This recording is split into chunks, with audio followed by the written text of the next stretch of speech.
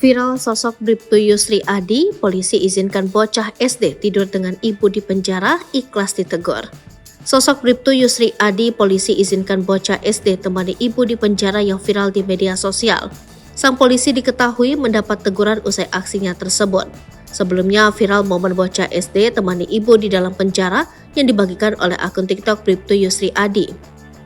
Lantas siapakah sosok Bribtu Yusri Adi? Yusri Adi diketahui merupakan anggota Polsek Paguat berpangkat Bribtu. Ia bertugas di Polsek Paguat di Kabupaten Pahuwato, Gorontalo. Nama Bribtu Yusri Adi menjadi sorotan usai mengizinkan bocah perempuan yang ingin tidur bersama ibunya di penjara.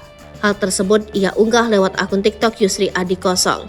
Saat itu Yusri Adi mengunggah video momen seorang anak datang ke Polsek dengan alasan ingin menemani ibunya yang ditahan di penjara.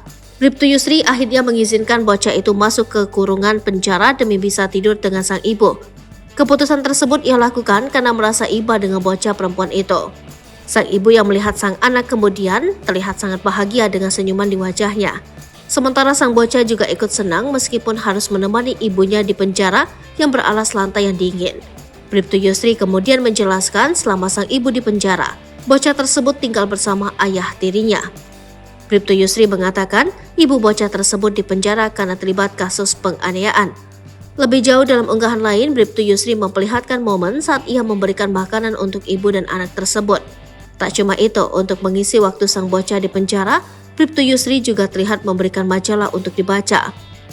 Karena tindakan itu, Bribtu Yusri mendapat teguran lantaran dinilai melanggar peraturan.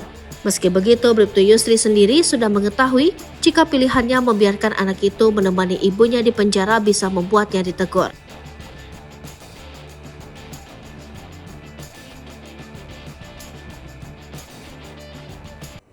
Download Tribun X sekarang, menghadirkan lokal menjadi Indonesia.